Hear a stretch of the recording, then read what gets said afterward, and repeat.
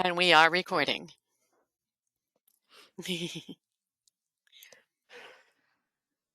All right, let's start our screen share.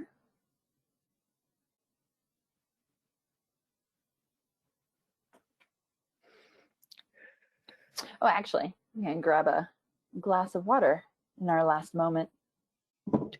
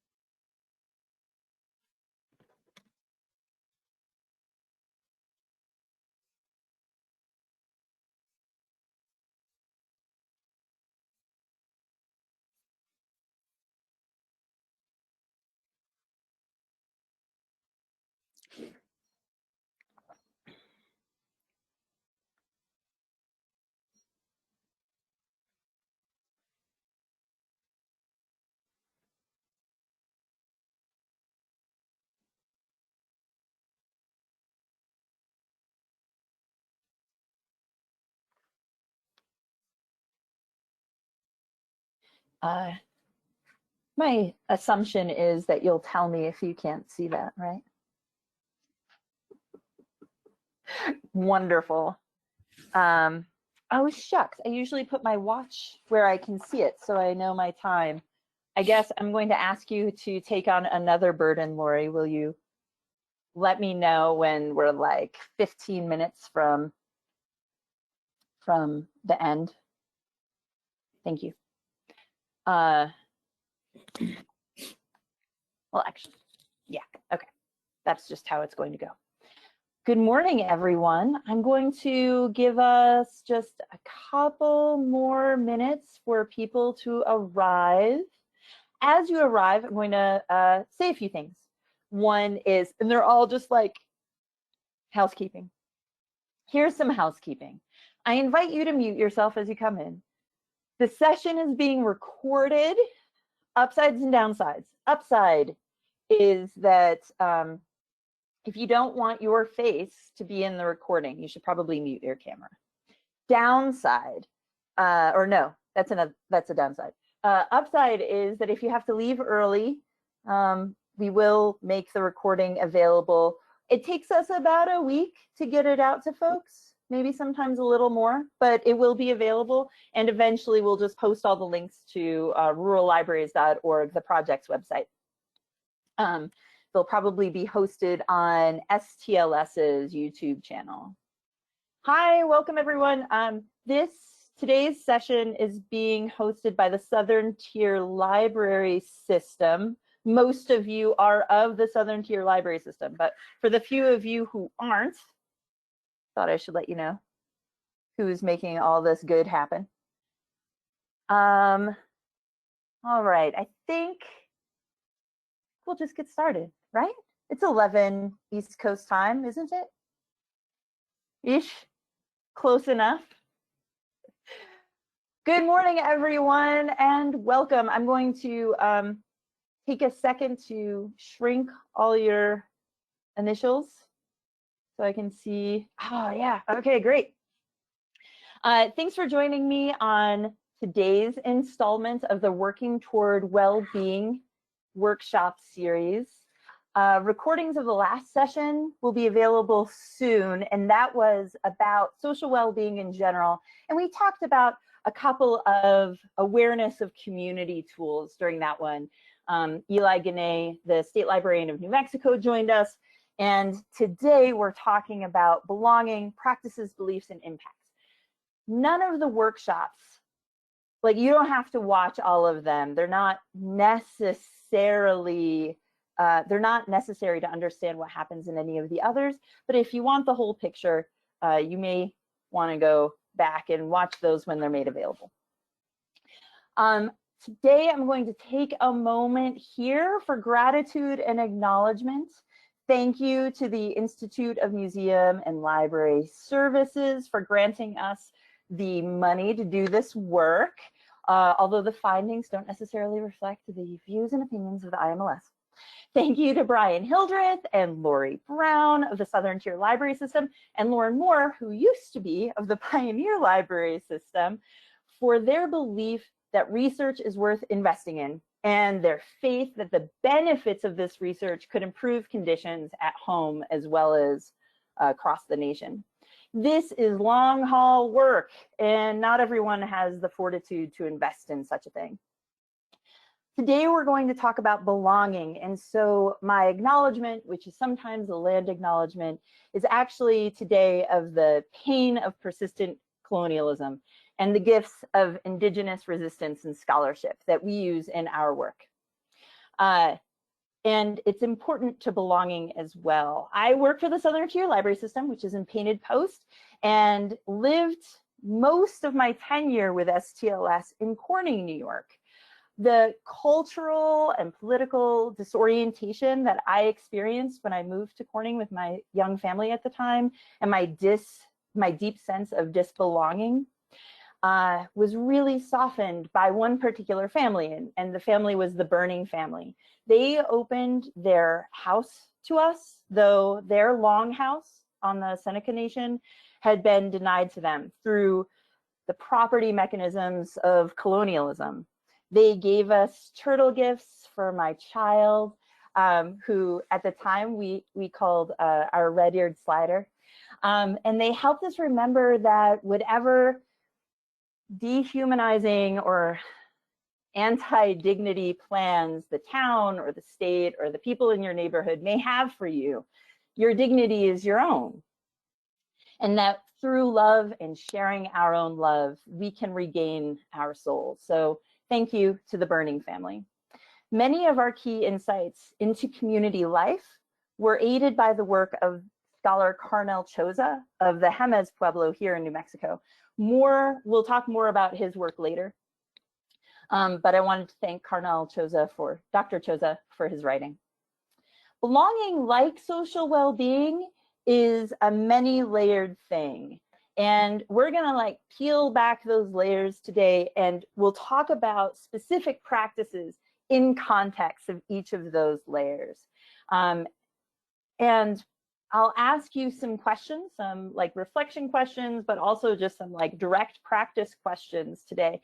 And if you're able to answer them, go ahead and use the chat. Lori Brown will be monitoring that, and she can help make sure that your voice is heard here, even if you're muted.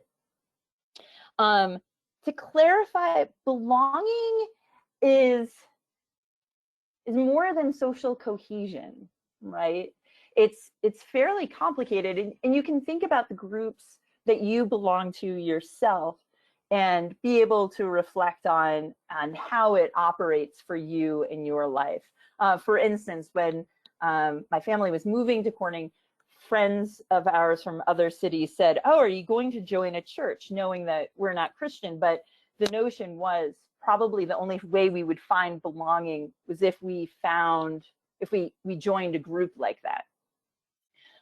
Something formal and regular. And we'll get back to the importance of formality and regularity a little later in terms of library practice and what that can mean for you and in your library and in your town. So the difference between social cohesion and belonging, the reason we use belonging is not only because it's a word we would use when talking about a particular feeling, where social cohesion doesn't really speak to our heart center. It's also because from the author Victoria Steed, she wrote an essay on social cohesion, and it was called Doing Social Cohesion. She says, at the intersection of race and class, the answer to the question in her research, do you feel you belong here, was no. From the ground up, what is elsewhere glossed as an absence of bridging capital, a lack of participation, or a failure to integrate or assimilate, appears instead as a myriad of practices and structures, everyday and institutional, through which people's attempts at connection are thwarted and their offers of participation go unheeded. So we're going to talk about that. How do we make sure that people's attempts at connection are aided instead of thwarted? How do we make sure that their offers of participation are requested, are acted on, and through that people feel that they belong in a community? The words that are displayed on the screen right now are the codes that we used to analyze the hundreds of conversations that we had across the country in 2019. So we used this set of 10 phrases to better understand. We used this set of 10 phrases because as we interviewed people, this is what we heard was important to them. And all of these elements made up their notion of what it was to live in their ideal community or to live a good life. This set, you might notice, would be the entire set of layers that we need in order to further a sense of belonging in our community. People need to be able to contribute. There needs to be some sort of infrastructure through which they do it. Belonging can be delightful. It can have this sense of discovery or sharing knowledge with others and receiving knowledge from them. It's often place-based, so nature becomes a big part of it, especially when we're talking about rural communities, helping people not only feel belonging within a social scene, but feel belonging within a land or a place. Preservation and shared identity are really tricky, and we'll talk about how they can both create belonging or feelings of belonging, and how they can also really delineate outgroups. And how the library negotiates that line will be a huge difference between whether social cohesion is this false thing that only exists for some in-group, and there's a distinct out-group that does not share this identity and whose voices and works are not preserved, or if this is an inclusive shared identity and a productive preservation and celebration of the past. Social connection is exactly what you think, but social connection is also this really important part to feeling supported, to being seen and feeling known, and to having power. So power doesn't mean, in this case, power over others. Productive power within a community means that I can use my voice to talk about my own experience, or to better my community, to give a contribution, and that voice is heard, and that I have power to contribute to the whole. So the most significant finding that we can share is that anything worth building in your community through your library will be built in small incremental steps over time, using your full heart and offering off-the-scale amounts of dedication. And it's this deep-seated belief that the people and environment that surround you represent a vast pool of potential that, try as you might, you will never see the bottom of. This belief is super important to this work.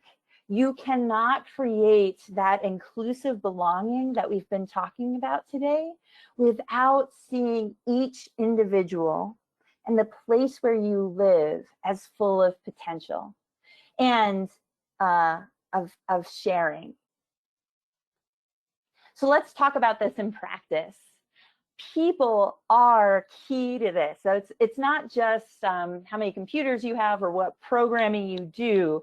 It's the people and valuing each individual in that town and what contributions they can give. In the world of youth services, we often think about children as, well, in New York State, some of you are from New York, youth services is considered a need group, a group that without specific set of services dedicated to them would be marginalized or without power. In practice, when we invite the contributions of every person, including children, not only do we increase engagement with the library and participation, but we're building power within a person. We're building their capacity to see themselves as a contributor and to see themselves as helpful. This specific image is taken from Newton Falls in New York, from a library program at the firehouse there. The library that serves that region is in Cranberry Lake, and it's the Clifton Fine Community Library. At the time of this photo, the director there was Kate Posier, and she was doing story times at the firehouse where kids would do different kinds of activities. In this specific photo, the kids are holding like heat pads that they made, you know, like where you put it in the microwave and you heat it up, or you can snuggle it or decorate it. Anyway, these kids in making things, and this is like, we talk about this with maker fairs, we talk about this with practices of creation and the reason to have different kinds of opportunities for make and takes. Really, I probably should have just given the last 5 minutes over to Lori, and she could have talked to you about make and takes and the importance of youth services. What I'd like you guys to reflect on right now is how feeling seen and known, and how seeing those people can help you establish a pathway to belonging. So I'm going to talk a little bit about this tool, the Pathways to Belonging Feeling Seen and Known tool. And there's a reason I was talking about making, and then on this page where you'd expect to see a person, because I'm talking about feeling seen and known, you see a bunch of stuff. This image is from the Marshfield Public, or Jaquith Public Library in Marshfield, Vermont. And every item in the photo was made by someone in town or gifted as an heirloom. So when we talk about all of these elements, these layers of practice that you can engage in order to create a sense of belonging, none of them are just like one and dones, and none of them are just are replicable everywhere. I wouldn't say hanging a rug in your town or taking discarded furniture is the way to make your library a place of belonging. In this specific library, in this specific instance, it helps the community feel as though they themselves are seen. So the art hanging on the wall was made by community residents. The cushions on those chairs were made by community residents.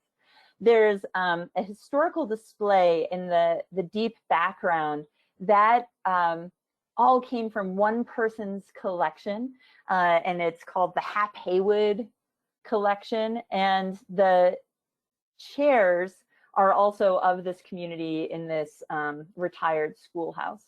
So I just want to mention how each of these contributions from the community then reflect back to community residents when they enter the space. So feeling seen and known is this exact thing that you're thinking about: saying hi to someone when they come into the building, welcoming them, knowing their name, offering excellent reader's advisory. P.S. Reader's advisory was this really big deal when it came to people feeling recognized at their library. But it is also all of these small intentional design moves that you can make within your space that help people know that they're a part of it and that the library belongs to them and their community. Especially if you happen to live in a town where the library is named after a dead rich person, which happens in many, many small towns, because that's the way the library was built, right? Like that's how you got the money to build the library. But that person's long gone. So how do you make that building, instead of being a forever memorial to the person that built the building, a memorial and an active expression of the people who live there right now? So in this specific tool, we ask a couple of things, and we see feeling seen and known along these three different things. So familiarity, whether I am known by library staff; placemaking in the environment, so what we were just talking about, what are some intentional changes I can make to my space so that it's an accurate reflection of what's happening in my town and the people who live there. And then bespoke or old-timey was the word that we heard from a lot of community residents. And that's the knowing that you're offering service or that you're experiencing service that was made specifically for you. That a person can come in with a picture of some scat, and that the library director will sit with you for a while and try to figure out what kind of scat that is, right? Like that's, that is an example from one of our interviews, but also it belies this thing that I can come in and I'll be seen as me, you'll be you, and you'll help me find the thing that I need or want. So I'm going to ask you a question. You guys can enter some answers in the chat.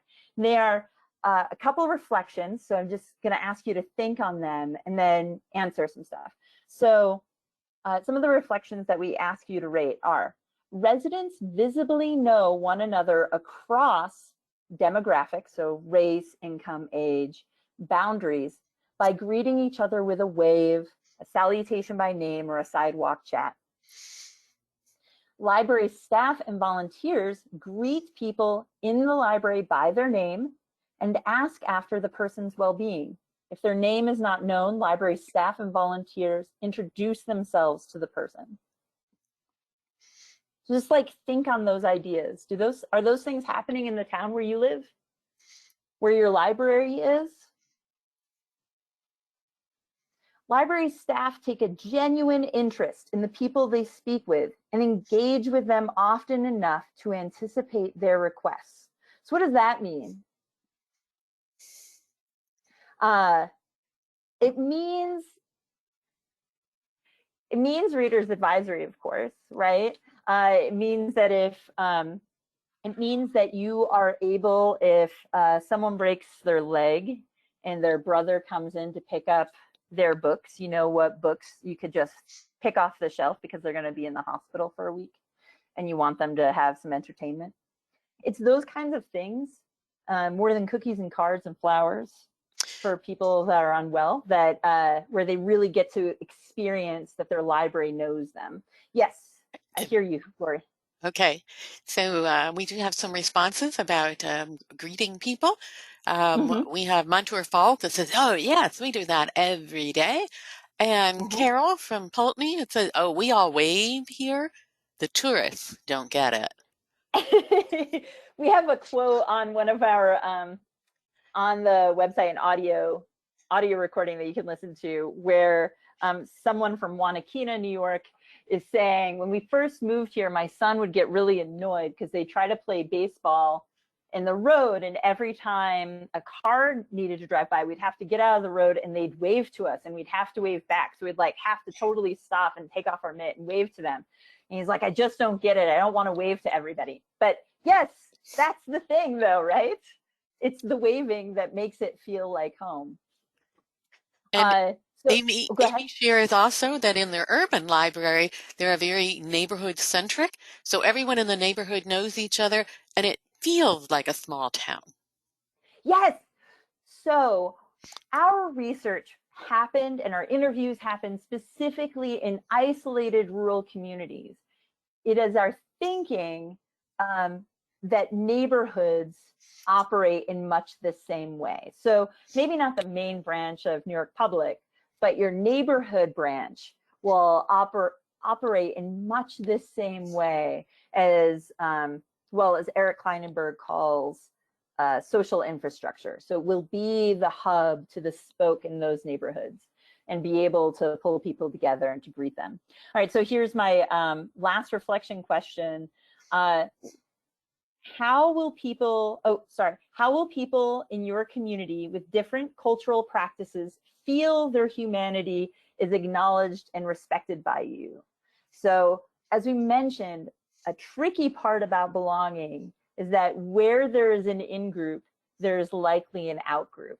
So how do we ensure that our biases are being kept in check, or at least we're intentionally mitigating them, so that we are acknowledging and respecting all of the people in our town for who they are, where they are, the way they are. And that includes individuals with disabilities, intellectual disabilities, as well as people who just share a different cultural or belief practice than we do. So do you guys have any specific practices that you're doing right now that help realize this in your own town?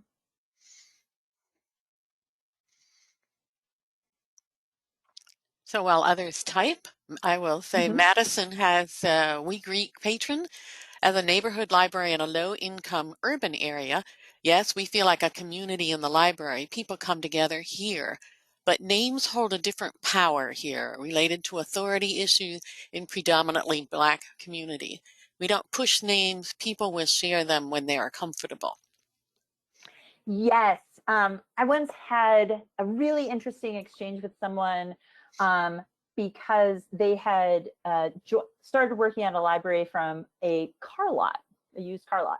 And as a salesman, this individual had, their practice had been to pull your name off of whatever credit application and then address you by name without you having introduced yourself.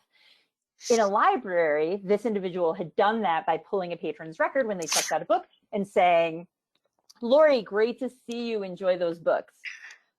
If Lori hasn't introduced themselves to me, then I should not be addressing Lori by their name, right? Period.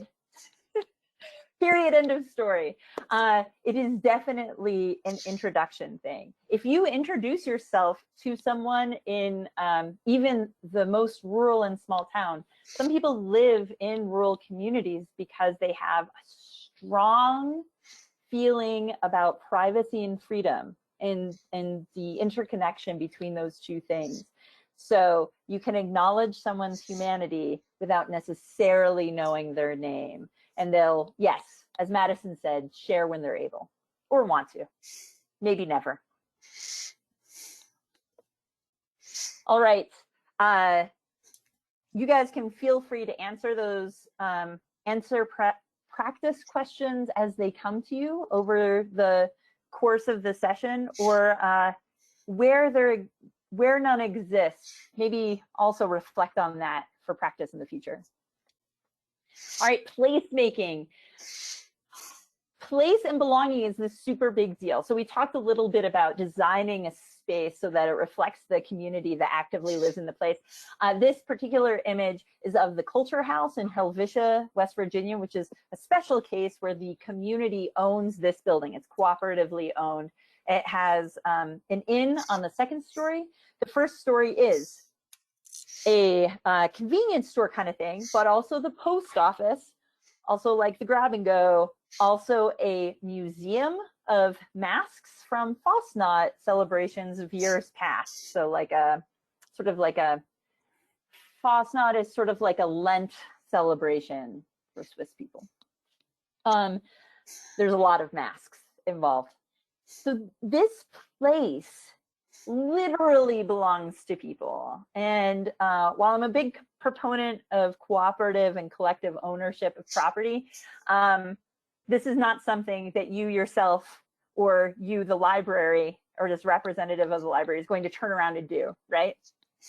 But I wanted to give it to you as an extreme example also because every single thing you see in this picture was made by someone who lives in Helvisia. The flower boxes were milled by a Helvisia resident. The flowers, the plantings that are inside them came from Nancy's Flower Shop, actual name, not you, Nancy Cole. The milled wood, like every single part was made by community residents. So every person that drives through sees something of the community, even though that might be invisible to them. And in which case, there's no marker that says everything on here was made by us. Instead, it's a visible reminder to the people who live there that they work together to make things that are beautiful, unique, and of their town. And that's a pretty exciting thing. And that when we talk about self-determination, that's what we're talking about. We're not necessarily talking about taking over a state government. We're talking about the ability to contribute to something and then see those outcomes around you within your community. In practice, this can really be this feeling of delight. So if you're from Helvisia and you grew up around the Culture House and then the events that take place around the Culture House, you have a tether, a feeling of home that connects you to this place. So all of these parts, belonging is this very deep thing, right? It's very deep, it's complicated, and it's individual. So when we talk about each of these parts, feeling seen and known, instances of delight and joy where you live, none of these by themselves will be belonging, right? They all just contribute to a pathway that can help someone feel they belong in a place.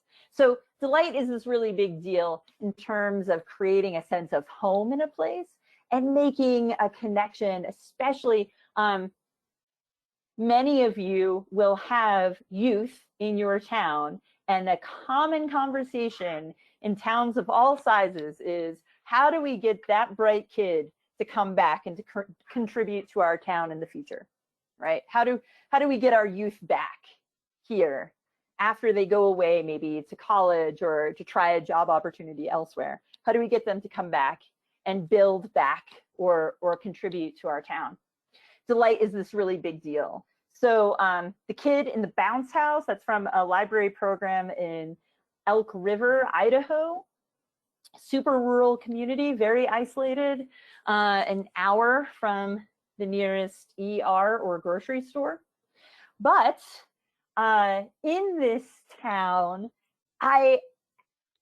it's the place where multiple people I interviewed told me about how they had a 5 or 8 or 10-year plan to be able to live there full time. Because of their work situation, they often couldn't. They could only go there seasonally or have a weekend house there. But it's where they wanted to be. And often that feeling was about delight and the sense of home they had in the place because of their delightful experiences. In Helvisia, West Virginia, the slide previous, repeated people asked to be buried behind the bed and breakfast because as soon as who were never residents, it's that when they got there, they felt at home for the first time ever. Place is this really big deal, but so is delight. We need it. We humans need delight and joy and pleasure. We thrive on it. So it's one of these things. I'm going to ask a couple of questions out of this tool that I'd like you to sort of cogitate. Community-wide events tied to community story or identity in a meaningful and inclusive way that is specific to the place where the event is held. If you think on this one, you can begin to see why it isn't just delight that creates belonging, but can you make that delightful experience build that tether to the person even when they leave as part of their community identity? It's part of the thing they do. Many places have, many of you New Yorkers are familiar with maple syrup fests or maple sugar fests. Many Southerners are familiar with like toadsuck days or other such activities. Where you are, Helvisia has a ramp supper, which is ridiculous. You have to go harvest wild ramps for a month and then you cook them all at once. It's sort of crazy. But it's those experiences that are both they're both delightful and of the place that create the strongest connection. And we have a contribution from Amy, who says that our neighborhood, we're a neighborhood of many artists, and at the library, they recently gave away a coloring book with pages that had pictures of neighborhood sites that were designed by the local artist. It was a huge hit with all ages. So again, all that inclusiveness that you were just speaking about. Yes, yes, yes, yes. And specific to the place, right? Like maybe we could all make a coloring book of our town, but it's knowing that the cool people next door drew that picture or made that art or that interpretation or that building that makes it even more of us, right? If you are thinking of an idea in your library and you go, oh, this would make a more of us feeling, then it's probably the right one, as long as the us is as broad as you can make it. The library connects residents to the outside world, as well as showcasing the wisdom from locals in town to provide residents with experiences which inspire them to say things like, I would have never thought, and I had no idea my neighbor had. This is exactly Amy's story, right? This example. Well done, Amy. That thing where you open up a window to a new experience is delight, but it is also a discovery of something new or deeper or special about the place where you are. So it can be a place that is far or a place where you are, but where it leads to feelings of belonging, it's that how do you help people discover where they are or something special about a neighbor or a neighborhood.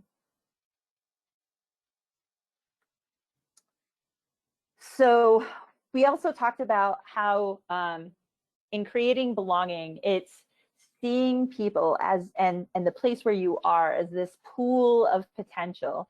This is a book club from Wisconsin, Thaner, Wisconsin, in Plum Lake. Something that fits that last discussion is that this book club is a nonfiction book club. And one of the interviewers, or one of the interviewees, was really shocked and surprised when the library director encouraged them to read a graphic novel as part of their book club experience. And that I would have never thought, quote, happened in multiple interviews about that experience. They would have never read a graphic novel. And I know that's very like insider library example, but it's sort of a big deal. It's not just delight, and our role is not just reinforcing a person's conception of the self or their previously held notion of their town. It's expanding that, and it's pushing at it, and it's helping it to grow into something even more robust and even richer than it would have been otherwise. Also, each of these persons contributes to the library. This is a huge group. Hope Decker is on the call. She's the one who interviewed them. Good job, Hope. This is a huge group to try to talk to for an hour. High five, man. This is, but they're each contributors to the library and to their community. Many of them expressed an ability to contribute to the community through their connection to the library. What this means in terms of action is that being able to contribute to the community through the library may be an individual's first or best or only option to experience voice and power. This quote is from Tanya Taylor in State Line, Mississippi. I have ideas that can reflect the town of State Line and what needs to be here in order for this to be a productive place. In State Line, those who have heard me talk about State Line, forgive me. I'm just going to give a moment's context to this quote. The city of State Line is very, very small.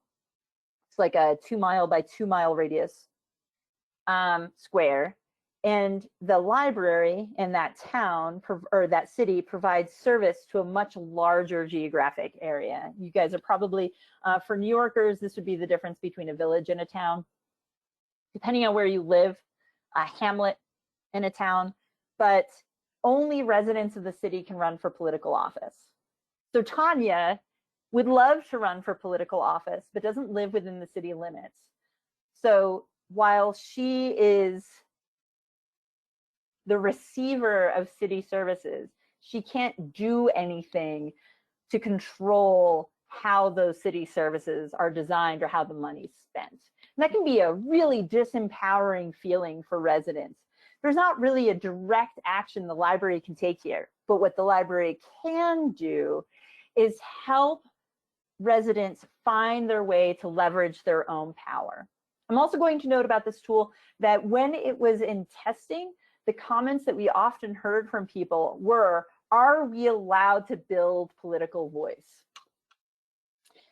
The answer is yes. Political voice is a core capability. We need it. It is vital to our ability to feel that we have control or power over our own lives. So political voice is not like an extra. It is also not partisan. So when we talk about building political voice, we're not talking about how to get every person in town registered for a particular political party. Those of you working in libraries who are like, oh, we're not allowed to do things that are political. You're a democratic institution. That in its very nature is political. It is not partisan. So partisan activities you are barred from if you're a municipal library. Political activity, by which I mean helping people know who their county commissioner is not a partisan act. So this tool is basically about how to record for yourself what information you can share with patrons and how to help them find their own pathway to power where they are in their own way. So one of the questions this tool asks is, do you have members of your community who are very vocal in their concerns about the community and the direction it's going? How are you aiding them in reaching the right people?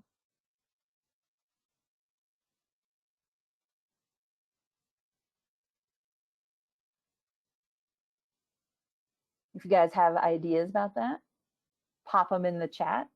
Some places when we were in Helvisia and Marshfield, we saw a lot of cooperatively constructed, built, and maintained structures like playgrounds or buildings. And in both of those places, the sense of individuals was that they had a lot of power locally. They had a lot of access to the future and a lot of voice. When we were in State Line, we heard the exact opposite. People really felt like they had no access to power and no access to decision making. Libraries can help even in places where they feel barred from helping people access political power or political voice on their own. They can help people feel they have some decision-making control over policies, programs, and contributions they can make within the library space. So even where you feel barred from assisting community residents in moving in this way, you can help them find ways of having decision-making power at the library level. I hear you, Lori. What's up? We have one library who says we always encourage our patrons to visit village board meetings and other kinds of governmental meeting, or if nothing else, we would be sure to make sure they know how to access the minute to know what's happening in their community. We also had from Pulteney, we had our landscaping volunteer who gained voice and power by going to the town council to get more money, not just for around the library, but to improve the nearby playground. Yes.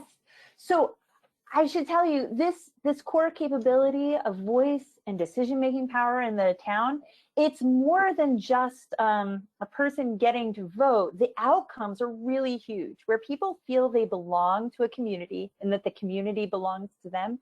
The community overall looks and feels different. When you care for something, you operate, you maintain, and you interact with the infrastructure within that community differently. If you know that your ideas for improvement are going to be heard and supported, then you will actively improve things. It only takes like once or twice of having your idea or your offer of assistance to be turned down before a person is like, you know what, okay, never mind. I don't care if there are any streets on or any trees on Main Street. I really, never mind. Yes, that house, the abandoned one, it can fall down and burn to the ground for all I care. I don't care. And you can see it in different communities where we heard a sense of voice and power. The town felt different than where we heard a sense of powerlessness. If the town isn't yours, there's no reason for you to invest in it. All right, so in Time, practice, Margot? oh yeah, go ahead. 15 Time. minutes? Yes. Okay, great, awesome. So in practice, I promised earlier that we talk a little bit about Dr. Choza and his ideas about belonging and contribution. So this quote is from an essay that he wrote called Attaching Your Heart, Pueblo Community Engagement, where he says, "You belong to us" is the community's statement and act of claiming the individual, and attaching your heart is the individual's response. So part of this work is negotiating ways in practice that you yourself can attach your heart to the work that you're doing in your community. I want to be a little cautious and clear about this. It doesn't mean that you give without boundary everything you've got, right? This is not a martyrdom practice. This is finding what you yourself can contribute to the community that feels good, that's satisfying, that expresses your love and intention around decision making in the future that you would like to build yourself. It is not just endlessly giving. What we found in communities where the library director gave without support, or the support that they would receive was lip service but not material, and the expectation was that they would just give and give and give, volunteer their hours, and never see that sort of mutualism, that back and forth, that dynamic reciprocity that we look for in towns.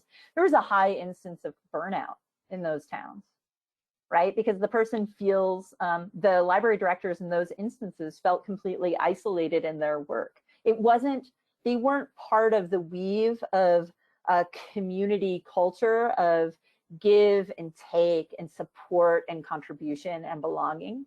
They were just sort of the doer, the person who shows up and does for rather than with.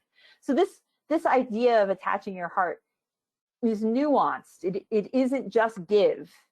It is give where the community says you belong to us, and find ways to make that authentic and real and satisfying. Like, it should feel all of the things that we've talked about today. It should feel delightful.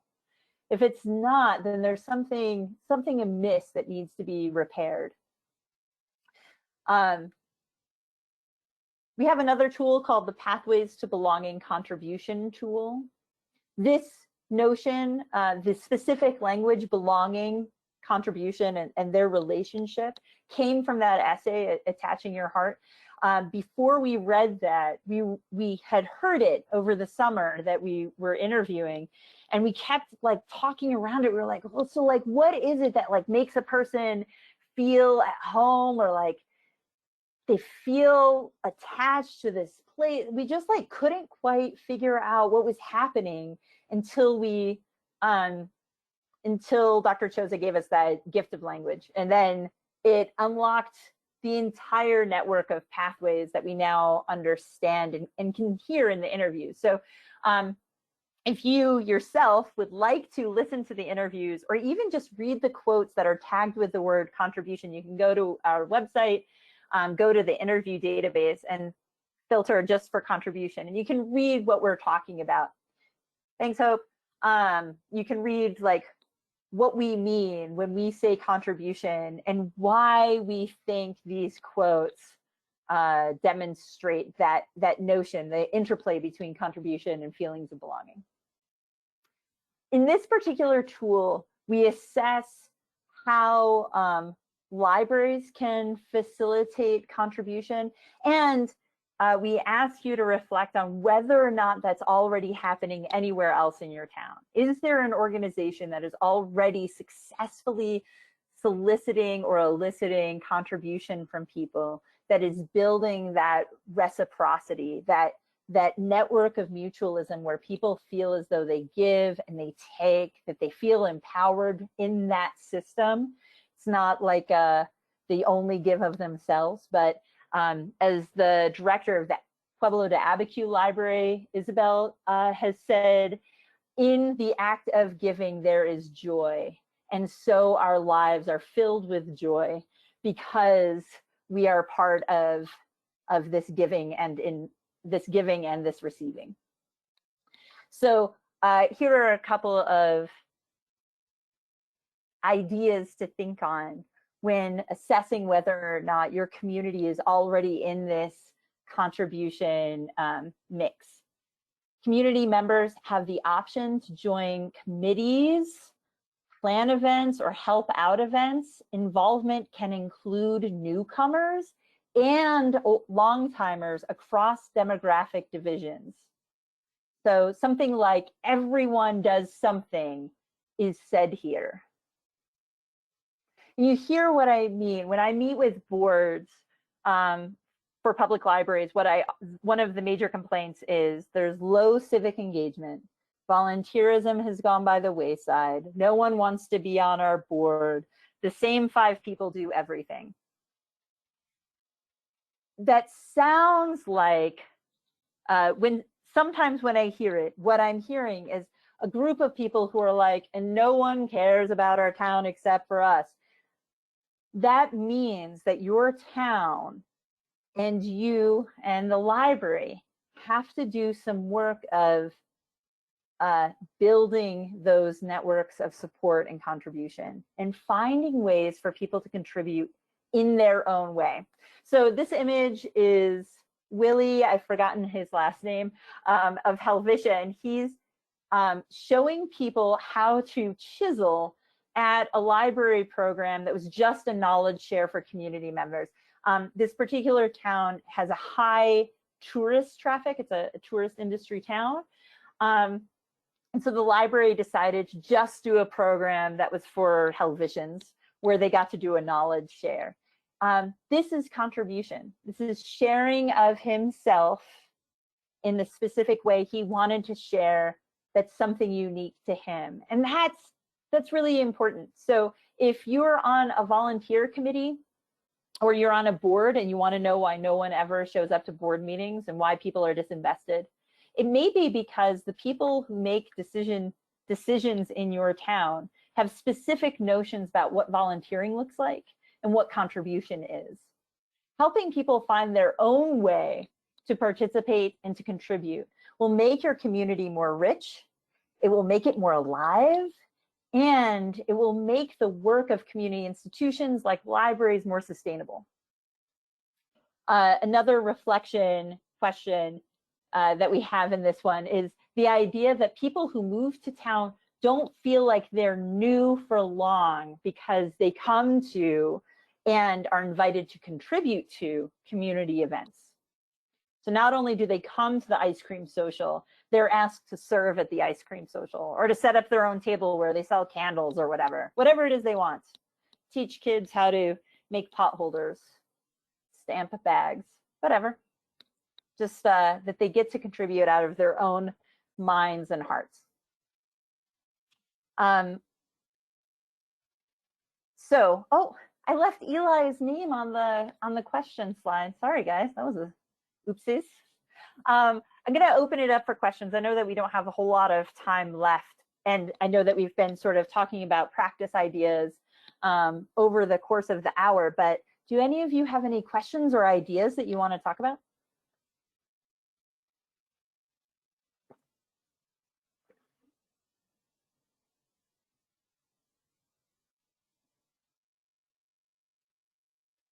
Okay, then I'm going to open up chat really quick and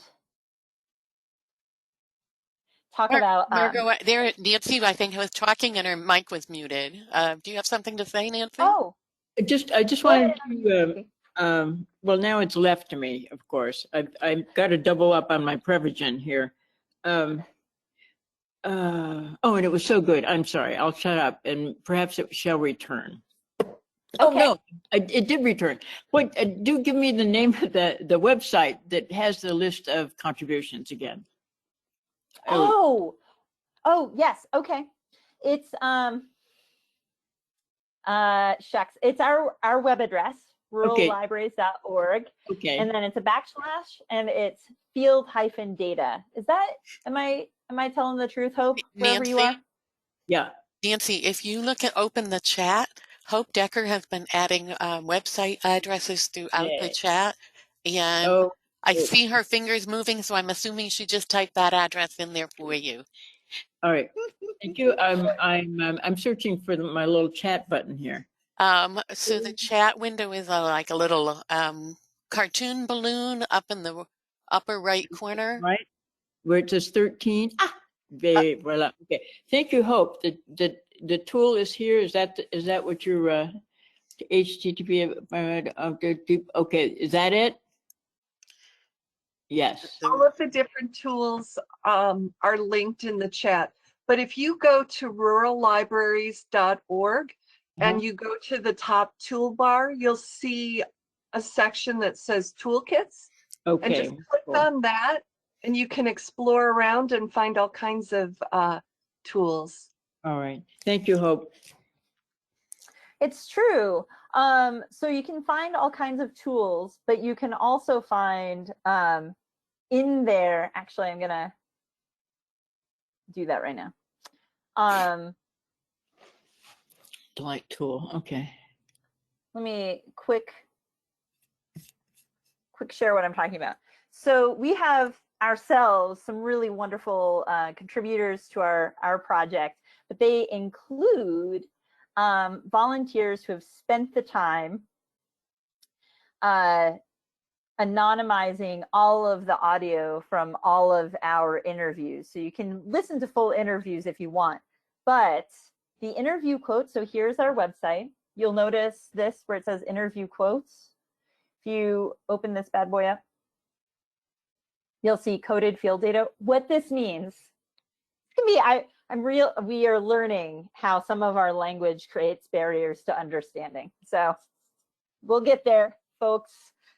Coded field data means we have all these interviews, we assigned words to them, we tagged them, and so that we could sort through and see what the themes were.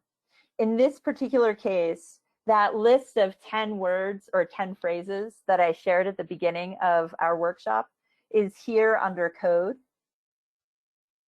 And you can select contribution if you so desire, and see the 335 quotes that were tagged with contribution. If you want, you can filter this more by going either to topic description or dimension category. If you go to topic description, you could select quotes where people were describing what they themselves want out of their ideal community. They could be describing, you could select where people described how their community currently operates. Descriptions of the library director or staff persons are both under description of the director. Where they feel supported and the kinds of services the library provides. So you can also filter these 330 quotes in additional ways to limit yourself to just learning or reading quotes that describe how people talked about the director in terms of contribution. So that also exists. All for you. We'll get more into some of these buried resources. I think it's in session 4. I think it's session 4, where we go through some of these sort of, maybe it's 3. Gosh, I don't know anymore. I'm sorry. It might be next week that we do this, actually. where we look at interview quotes and how you can use them and what they can do for you. We'll look at our audio that's available to you and what you can do with that, which is pretty fun, and how to get at it and what fun you can have. We call all of this stuff data. It's something that Adrienne Marie Brown, a writer I like, would call tender data. It's qualitative data. It's what people think and feel and said to us. All right, now I'm going to stop sharing. So Nancy, quit looking so intent on looking at the screen. My face is about to get gigantic. Okay, guys, any other questions on belonging or ideas that you want to share before we end our call today? Oh, I just saw a chat that I missed that looked interesting. Yep. We utilize our friends group to reach out to neighbors as well. Collaboration is key at my branch. I try my best to delegate. Ooh, shucks, in 2 minutes or less, I want to talk about delegation. When we talk about contribution and when we're talking about delegation, notice the nuanced difference between, and this is probably not what you meant, Amy. You probably meant delegation in all the ways. It's, you know, language in a chat. But I'm going to talk about some nuanced ways that we can think about delegation. Delegation where we are opening up the power structure or lowering our gates or opening our gates to decision-making power is much more effective in the long term in creating a library that is thriving and engaging in a neighborhood and reflects the neighborhood it serves than delegation where we make the choice and we parse out work, right? And that's what I was talking about when I was talking about volunteering. Or when we say volunteerism is dead, there may be people in your community who are very eager to help something out and to participate somewhere and to feel a sense of belonging. But the way they can contribute doesn't look the way you have contributed in the past. And so you need that part of this, the long haul work here is not to hire a volunteer coordinator. It's to find ways of opening the decision-making gates so that people can contribute what they want, when they want, in the way they want. Sounds real loosey-goosey, and it's a little tough in practice.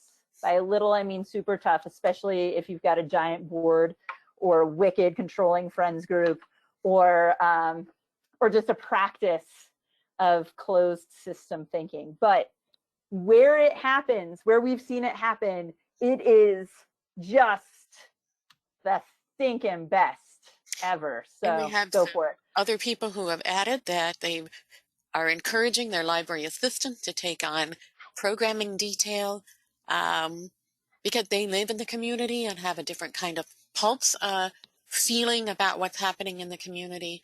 Madison mentioned that there's a great disconnect between the friends group and everyday users, which a difference between homeowners and low-income users or renters in the community. Lots of great stuff.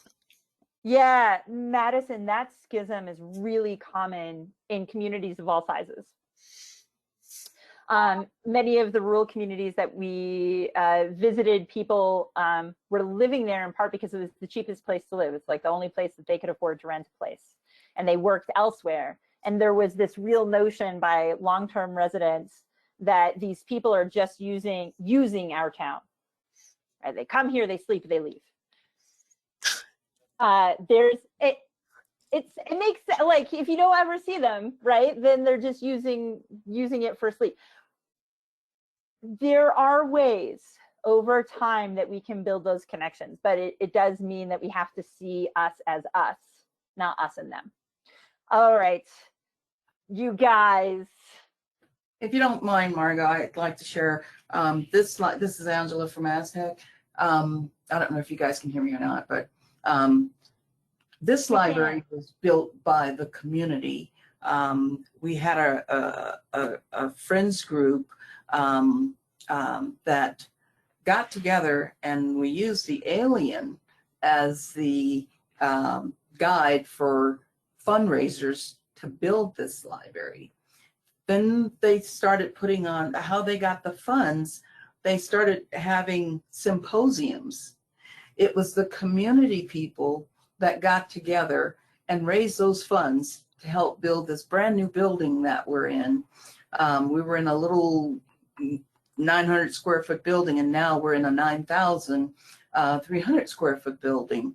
By building it, they came, and they use it and they take pride in it. So if they build it, they're more likely to make sure that they're getting their money's worth out of it by supporting it, coming in to do programs for free. I'm one of those cheap people, so I do go looking in my community for people that have talents that can come back in and give back to the community. But it helps the children to see the adult in the community that they can recognize, they can relate to, they know this person here, and be part of their family by showing them different, whether it's careers in the community that they're talking about, or demonstrating how to do other things in programming. The kids relate to it. We get the teens in and we talk to them about what their needs are, so we can ask them, would you bring your kids back here when you are done with college? Would you move back here? How do we get into that? They tell us what their needs are. The pride that is taken in what they have built and how they utilize it also helps it to become easier for me to get out into the community and work side by side with them and learn more about them, each as individuals. The kids, nothing gives me great pride than watching a kid break away from a parent and come running. The librarian, the library lady, you know, that to me means I've done my job, and I will continue to do my job because I like that feeling, you know, that I've made a difference in that kid's life. Even if it just takes one thing away from this library, we've done our job. So yeah, and the implications, Angela, what you're saying, like the implications of a community built library runs through everything. So even if you can't do a major capital project in your town to build a new library that's 9,000 lucky square feet, or 6,000 lucky square feet in the case of Pulteney that's here, the implications are in all of it, right? Like where the library builds the program, or where the community builds its own programming, where the community builds its own furniture, where the community builds its own whatever, we see greater impacts, greater engagement, and better sustainability, right? Like that's the magic. It's just hard to make magic happen without a lot of practice. Thank you, Angela. Yeah, man. I love your library. In theory, I've never been to Aztec, but I think I love it. I'll get there soon. The pandemic will be over, right? Thank you all for joining us today. I'll see you next week, maybe. Have your friends come by. It'll be fun. We're gonna do something. Clearly, I didn't make that note, so I can't remember, but it's gonna be fun, whatever it is, I promise. Thank you, thank you, thank you. Bye, guys. everyone.